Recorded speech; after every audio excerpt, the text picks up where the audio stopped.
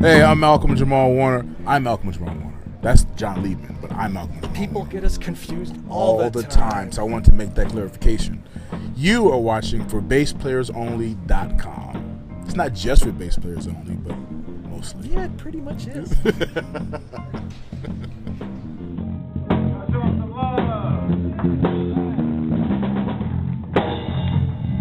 Hi everyone, I'm Jon Liebman. You're watching for BassPlayersOnly.com. Today we are here with Malcolm-Jamal Warner. I bet you didn't know he was a bass player too. How you doing, Malcolm? I think some people know. Some people, because I've grown up as part of the hip hop community. I've always had drum machines and 4-tracks and keyboards, and I always kind of messed around. But and always trying to be a rapper because what teenager wasn't trying to be a rapper, but but I was always a poet. I was always the written word was always my thing. Creative writing in school was like my favorite thing. My dad went to Lincoln University with Gil Scott-Heron and Brian Jackson, so I literally came out of the womb listening to Gil Scott-Heron. So poetry had always been a part of my life. And then at some point as an adult, when I started playing bass, I found a way to bring both loves together. Okay, well, I could see how you were attracted to music, but how about the bass in particular? How did you discover the instrument? Bass was, I always say bass chose me because as a kid, the bass was always the thing that resonated with me. I got my first literally, right? Literally, I got my first record player when I was 8, and the first record I stole from my mom's collection was Graham Central Station. Before I knew anything about bass or That's a good record to steal. Oh man, yeah. So at 8 years old, that's what what hit me, and then I remember Luther Vandross's "Never Too Much" record came out. Marcus Miller. Man, that record so influenced my life. Long before I understood music, long before I even thought about being a bass player. But Marcus Miller has been, part of the soundtrack of my life for most of my life. All right, Larry Graham, Marcus Miller. By the way, I've had the pleasure and the privilege of interviewing both of them for my website. Very cool. Who were some of your other influences? Once I got into my dad was a big jazz head. My dad named me after Ahmad Jamal because he wanted me to be a jazz pianist. So just kind of growing up and listening to jazz. He could have named you Israel Crosby. He could have, but he didn't realize I was going to be a bass player. Okay. But speaking of Israel Crosby, listening to him, Ron Carter, Paul Chambers, Alfonso Johnson. These are guys that, again, before I realized that I wanted to be a bass player. These are guys who were affecting my life. Without my realizing it. Okay, well, I think you've done more than dabbling on the bass. You've got a band, you've got a couple of recordings. So tell me about the music part of your career, bass playing in particular. Well, I didn't pick up an instrument until I was 26. I was doing a show Malcolm and Eddie for UPN, and just that was a really stressful period of my life. When I realized that acting had always been my hobby, even when it became a career for me, it was still that thing that I loved to do. And I realized I didn't have a hobby, and I needed a hobby. So I figured, if I picked up an instrument, I would never be one of those corny actors trying to get into music. I'll never start a band. I'll never record a CD or any of that. It'll just be a hobby. And my thought process was I could be in my dressing room just practicing scales to a metronome, and that would really it'd be great. And after trying that, I realized that was not going to hold my interest at all. So I started, I knew musician cats, so I started holding jam sessions at my house.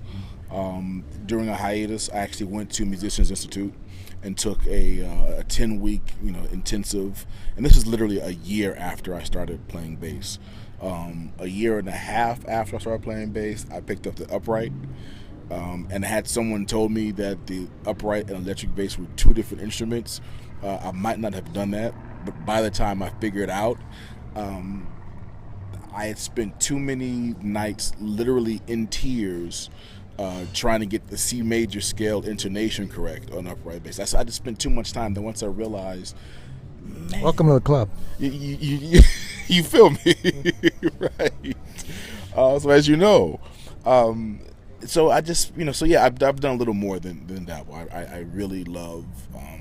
And interestingly enough, when I was deciding on an instrument, I figured bass was going to be it, and my other thought process was, well, unlike guitar and piano, I don't really have to know music theory or chords or any of that. I could just play like the root and I'll be good. And then you came to realize... Wow, the bass player is the cat who needs to know the process and construction I hope of they're chords. listening to this. Man, you cannot get away with just playing roots, no matter what you think or what somebody has told you.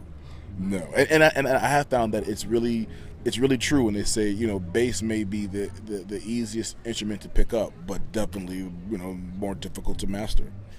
How about anything going on right now musically with your band, with your recordings? Yeah, I'm working on my third CD now. I've got 2 CDs out. The band is called Miles Long. Do you have a title for the upcoming CD? No, I don't. How about the first 2? The ones that are out? I hope Yeah, those have titles. The one that's out is the first one is an EP. It's called the Miles Long Mixtape.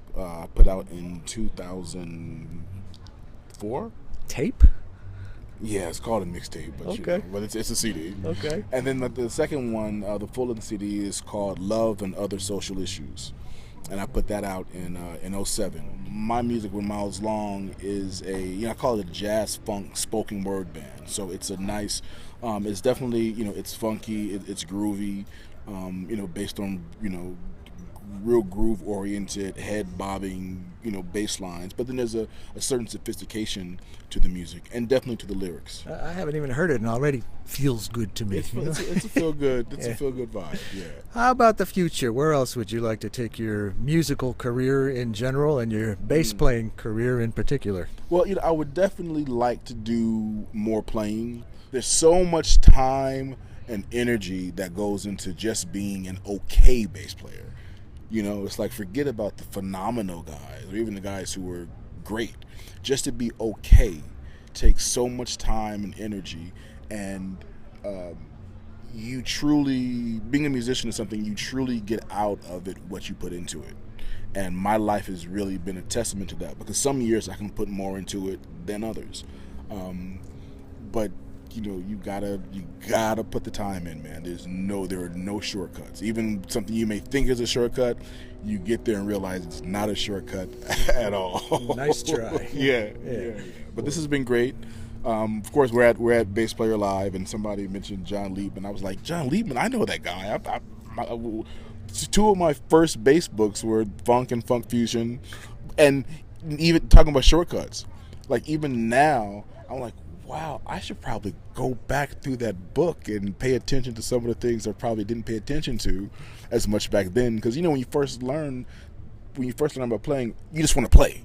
I just want to play. And then later on, years ahead, you kind of look at the gaps in your playing, and you realize, wow, there's some basic fundamentals that, had I paid attention to them in the beginning, I'd be much further along.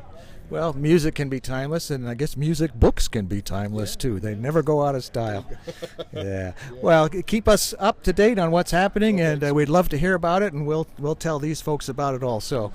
Malcolm-Jamal Warner, great seeing you. I'm Jon Liebman. You're watching for BassPlayersOnly.com.